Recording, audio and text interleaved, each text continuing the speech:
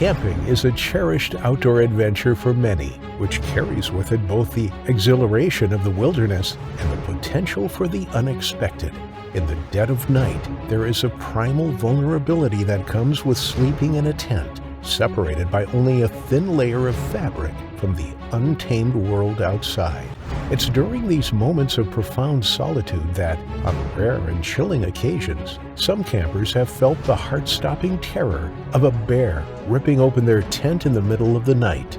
Hit that like button and subscribe right now. In today's episode, we take a look at 3 times bears have fatally mauled a camper inside their tent. Welcome to Final Affliction.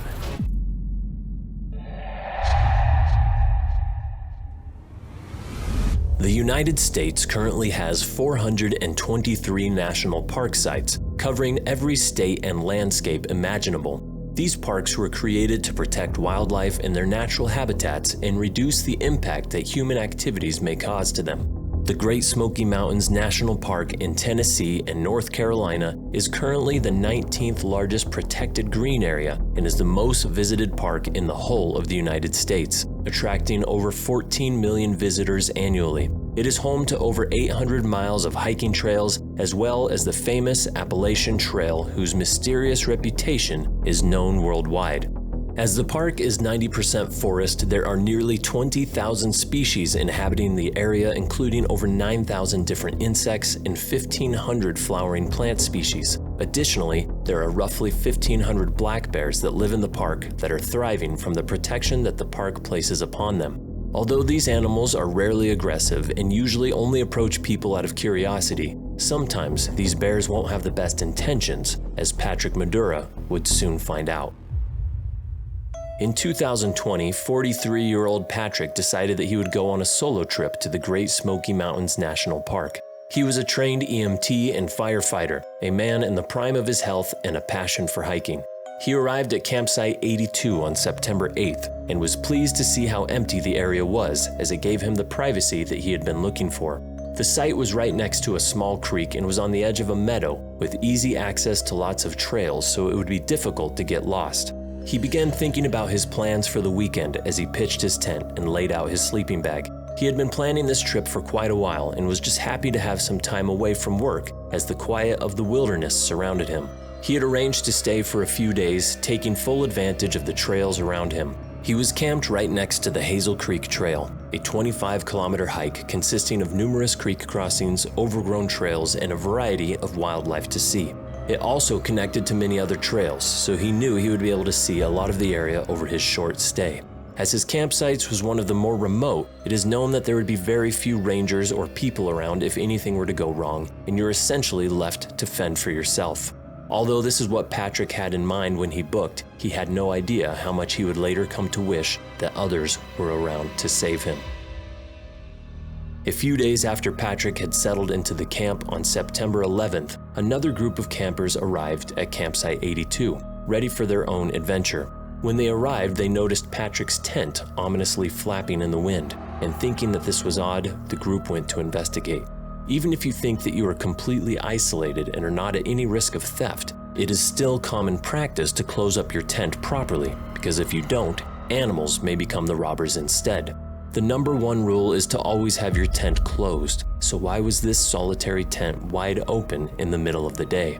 As they peered inside, they noticed that everything seemed to be in order. The sleeping bag was where you would expect it to be, and all of the belongings were still there. Looking around the tent, they noticed that there was a large area of flattened grass, which only seemed slightly out of the ordinary, as it could have just been from another tent flattening the area down. However, then they noticed the blood along the ground, a gruesome amount of blood. The blood trail led away from the tent towards the creek, and as the group continued to follow the trail, they saw a large bear about 30 feet away in the creek, seemingly eating something. It hadn't even noticed them as it was so engrossed in its meal. Suddenly, one of the hikers stepped on a twig, alerting the bear to their presence. The bear looked directly at the group, and they feared it would approach them. For now, they were safe. The bear was already full from its current meal and turned away. They scrambled away quickly, leaving the campsite to call the authorities as they feared something terrible had happened to the previous camper. Unfortunately, they were in a signal dead zone and had to travel for quite some time before they were able to call anybody. At 7 p.m., they finally spoke to one of the rangers, and they decided to send someone out to investigate the next day. The next morning, a group of investigators arrived at campsite 82 and were horrified by their discovery. They were immediately met by a 240-pound male black bear who was feasting on the dead body of Patrick Madura. Although it was difficult to tell if the corpse was even human at this point, as it had been brutalized beyond recognition, the officers immediately shot the bear dead, knowing that now that it had gotten a taste for human flesh and no longer feared humans, he would become an imminent risk to themselves and future campers. Upon the bear's death, they approached Patrick's body and tried to decide what had happened. As his body was in such poor condition, they collected his remains and sent it to the coroner's office for further analysis. An investigation which would take over a year to get the results back and shed some light on the final moments of the bear's victim. From the coroner's report, this is what we can assume happened to this unfortunate man. While Patrick was sleeping in his tent on September 9th, a hungry bear began patrolling the area searching for food. Coming across the tent, he smelled prey within and pushed his head into the entrance, grabbing Patrick by his legs and pulling him into the open. This would have woken the man up, bewildered and scared in the darkness. As he began to realize what was happening, it would have already been too late as he lay on his back facing a giant black bear. The animal would have used his massive body to smash down onto Patrick, shattering his ribs before beginning to bite and claw at Patrick's face and neck. There were lacerations across his hands and legs, suggesting that he was fighting back hard using all of his training as a firefighter to survive. He would have been terrified, feeling his own body being slowly ripped apart, feeling the hot breath of the bear on his body and knowing he would never be able to overpower this huge animal. When the bear realized that his prey was fighting for his life, he locked his jaws onto Patrick's skull and bit down hard. He had already suffered from massive puncture wounds across his whole body, and now the bear finally won his battle with Patrick, perishing from the final bite to the head which broke his skull. Once he was dead, the bear had pulled his body from the campsite to the creek to feast in privacy and to reduce the risk of any other bear coming to fight him for his kill. A truly horrific death for someone who just wanted a weekend break in nature.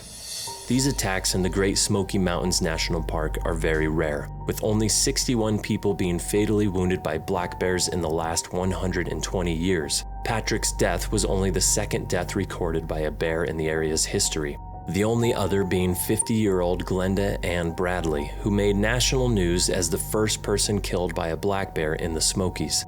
There have been other attacks in the past which luckily had a happier ending, but with over 50 bears euthanized due to malnutrition, we may see an increase in these kinds of attacks as the animals become desperate to end their starvation.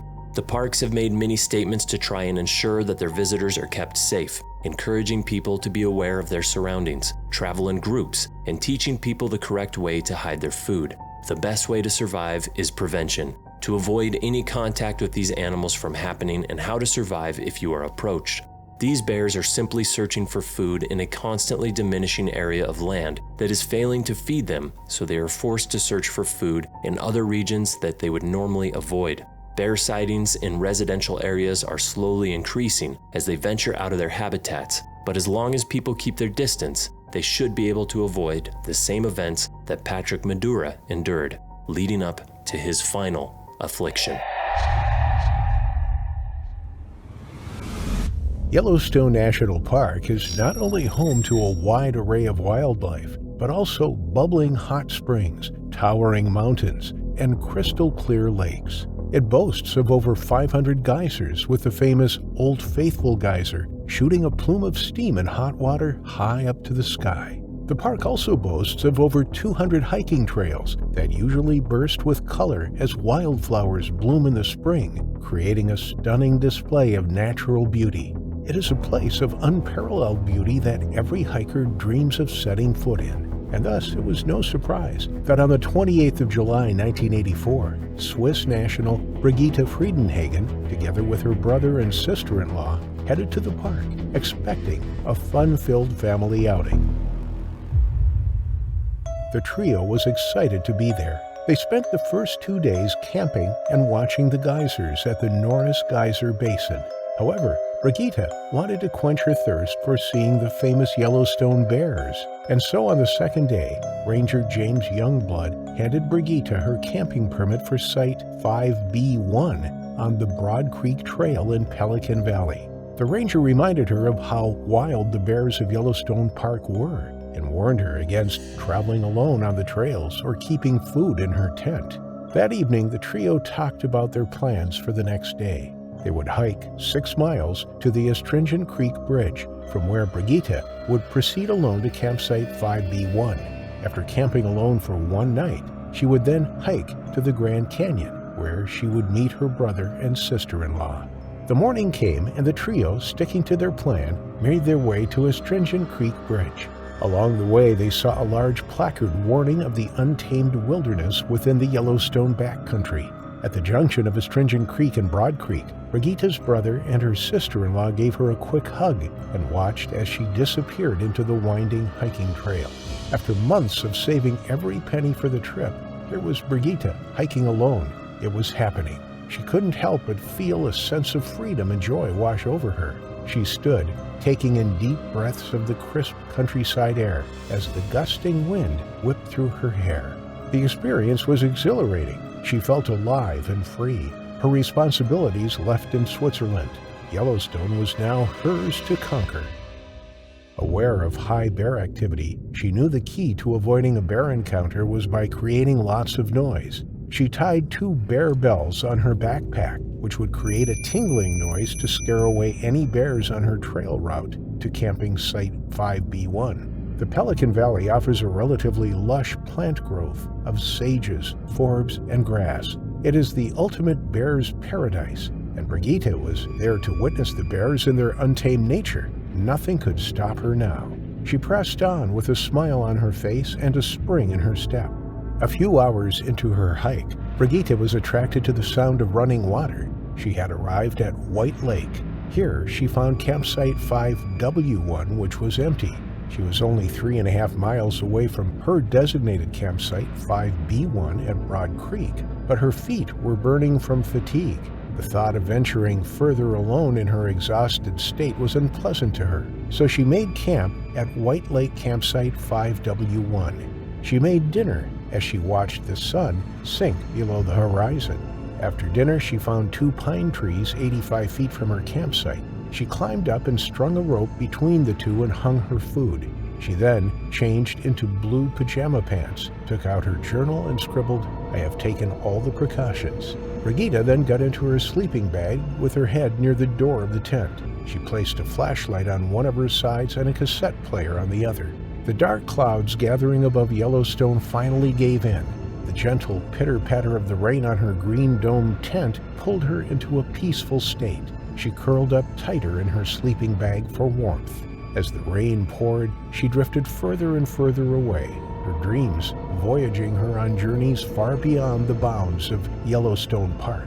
Outside, the winds howled as lightning illuminated the darkness, casting brief shadows of the tree trunks. But she remained undisturbed, lost in the sweet embrace of her sleep. Brigitta didn't notice as a shadow emerged from the woods. A grizzly bear cautiously approached the tent, tasting the air as it lumbered closer. The smell of a possible meal drew it closer to the tent, where the 24-year-old Brigitta was peacefully resting. It stood on its hind legs with its claws drawn and ready. With a single swipe, it tore down the tent from top to bottom on the right side of the door. The grizzly then stuck its head into the tent, and with a single bite, grabbed Brigitta by her head, sticking its fangs into her face and skull. It pulled her out of the tent, crushing her jawbone in the process. She screamed in pain, trying to free herself as the bear dragged her away into the cold, dark night. At 3:30 p.m. the next day, Brigitta's brother and sister-in-law were waiting at their meeting point on the trail. They had known her to be time-conscious, and so as the minutes passed by, they grew nervous. Soon, minutes turned to hours, and their feelings grew to fear. Something is not right, they thought to themselves. They hurriedly rushed to the Fishing Bridge Visitor Center, where they informed the ranger on duty that Brigitta had not shown up. The ranger immediately issued a missing hiker alert in the park. At 8:15 p.m., the alert of a missing hiker finally got to the ranger manning Pelican Valley, who instantly embarked on a search mission. The ranger patrolled the valley, and by 11:30 p.m. his efforts were fruitless. Throughout the night, the rangers kept an eye on the hiking trails with hopes that Brigitta would finally show up. The clocks were striking 7 in the morning, more than 12 hours after Brigitta was reported missing, when Ranger Marshall was dispatched on a horseback to trace her. Marshall followed Brigitta's hiking route, and at White Lake, he saw a green tent with a red sleeping bag outside the tent. To him, this was odd since campsite 5W1 hadn't been booked recently. He immediately got off the back of his horse to investigate the site. He noticed a large tear on the right side of the tent's door. On peeking inside, he found her hiking gear intact. 85 feet from the tent was a bag hanging from 2 pine trees, just as Brigitta had done 2 nights ago. The bag was ripped apart with its contents scattered on the ground. Not far from the campsite, Ranger Marshall found a human lip, muscle tissue, and hair with a scalp attached to it. He immediately radioed the other rangers of his findings and continued his search for Brigitta. Rangers Tim Blank and David Sprites arrived at campsite 5W1 in a helicopter armed with loaded shotguns to aid in the search. The 3 followed a trail of Brigitta's body parts to the north of the campsite. At about 10 meters from the campsite, the trail of carnage led to a small patch of grass that had pieces of tattered blue clothing and lots of human tissue. It was here that the bear had stopped dragging Brigitta by her head and began feeding on her. Due to the heavy downpour, the rangers had a rough time tracing the bear's steps, but after hours of tracking, they finally found Brigitta's body 250 feet from her tent. The skin on her arms had been completely peeled off up to the shoulders, and her left foot was detached from her ankle. Her muscle flesh on arms, legs, buttocks, and upper torso had been completely mauled. That evening, Brigitta Fredenhagen's remains were flown to her devastated brother and sister-in-law at the Fishing Bridge Valley. On August 3, 1984, the couple flew back to Switzerland with Brigitta's ashes. What was supposed to be a fun family vacation had turned out to be the most grotesque bear attack in the history of Yellowstone National Park. To this day, the ferocious killer bear that ended the 24-year-old's life has never been caught and is still lurking around campsites in Yellowstone, waiting to bring more unsuspecting campers to their gruesome final affliction. In the northernmost part of the planet is a frozen wilderness of pristine white where the sun never truly sets, the Arctic. The sea here is a dark, icy mirror that reflects the northern lights as they dance across the night sky. The cold winds howl over the glaciers, carving out majestic peaks and deep valleys. The land is stony and full of extremes, where survival is a struggle against the harsh elements. Only the fittest of creatures thrive here, and among them are the kings of the Arctic, polar bears. The polar bear's snow-white fur coats blend with their surroundings, providing the much-needed camouflage during hunting. They have thick layers of fat that insulate them against the freezing temperatures. Their paws are massive, providing enough traction for traversing the icy terrain. Standing at over 9 feet tall and weighing over 900 pounds, they are a terrifying symbol of the massive extent of the Arctic.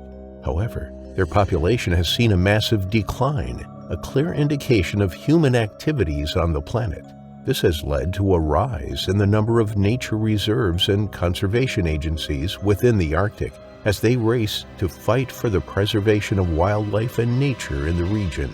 Johan Kootte was a Dutch conservationist and wildlife explorer who loved animals. For years, he had lived in the most remote areas and battled with extreme weather conditions where he worked maintaining campsites for nature research and conservation groups. He had a blog where he would document his encounters in the wilderness as well as the ups and downs of living in such areas. At the height of the pandemic in 2020, Michelle van Dijk contacted Johan and offered him the job of managing the Svalbard campsite in the Netherlands. Svalbard is an archipelago located in the Arctic, only 800 miles from the North Pole, with temperatures ranging from -13 Celsius to 7 Celsius. It's one of the coldest places on the planet. The terrain is covered in a blanket of ice and snow, with the only sign of life being the hardy plants that cling to the rocky soil, Arctic wildlife, and the nature reserves, among them the one Johan was managing. This icy tundra stretches far and wide as the northern lights dance in the night sky. It is a sanctuary for rare and endangered species like the Arctic fox, Svalbard reindeer, and polar bears. Here, the polar bears not only outnumber humans, but are also the most vicious and ferocious killing machines at the North Pole. They hunt and mercilessly take down any prey that fits in their food pyramid, from the chubby sea lions and seals to the occasional human. What's worse is that the number of polar bear attacks are rapidly increasing year over year. The bears are ice-dependent, and as the global temperatures rise, the ice sheets melt, making it harder for them to ambush seals. Without the ice sheets, they stand little to no chance of catching a seal while in the water. This, in return, has forced the bears to seek peculiar food sources closer to human habitation, often sighted hanging around garbage dumps, and at times they cross paths with humans, as what happened with Johan. On the evening of Thursday, the 27th August 2020, Johan stood outside his tent after a tiresome day in the freezing weather.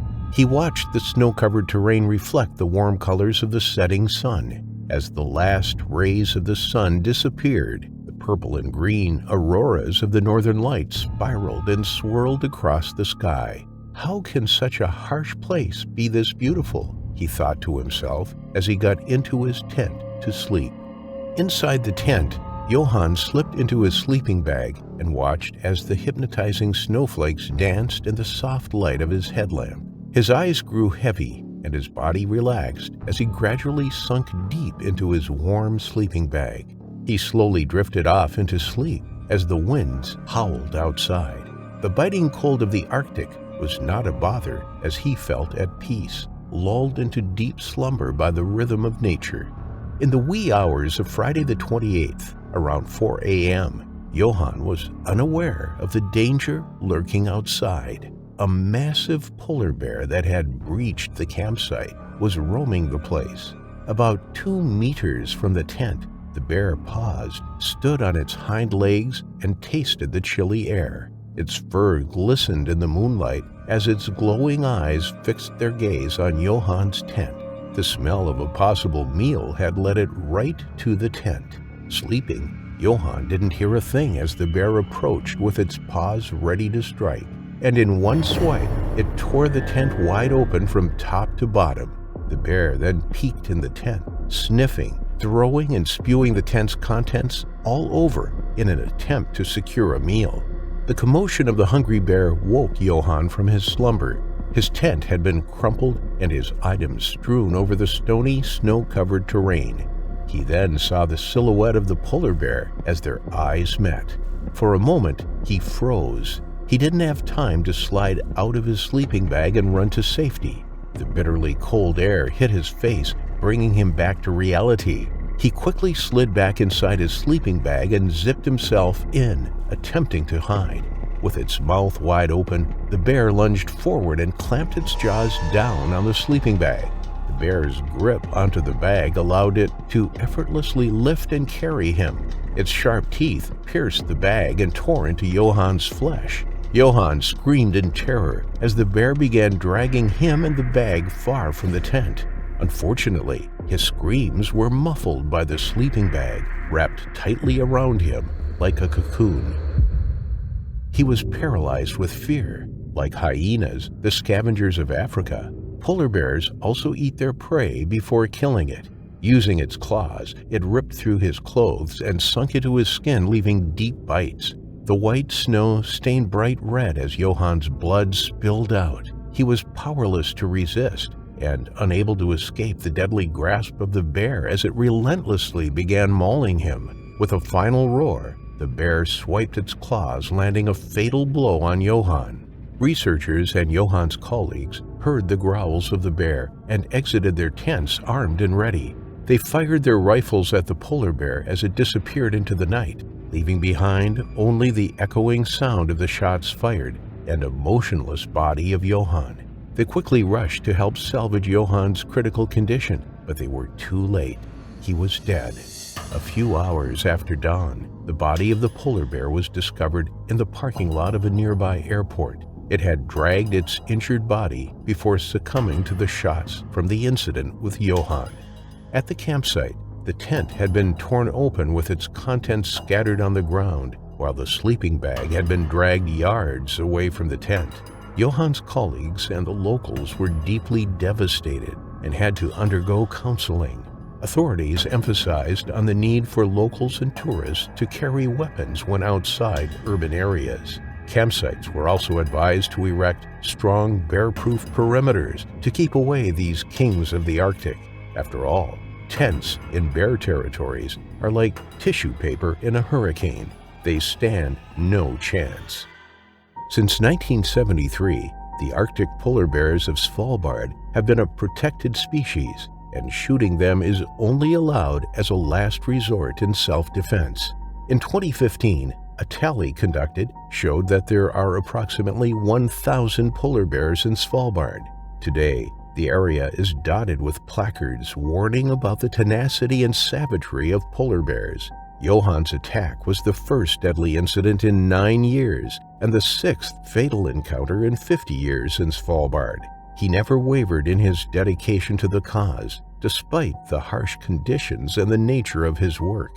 He was a true conservationist, driven by a deep love for nature and its protection for generations to come. The death of the polar bear would have saddened him, despite it attacking him. As a hero of the Arctic wilderness, his efforts shall live on forever after his unfortunate final affliction.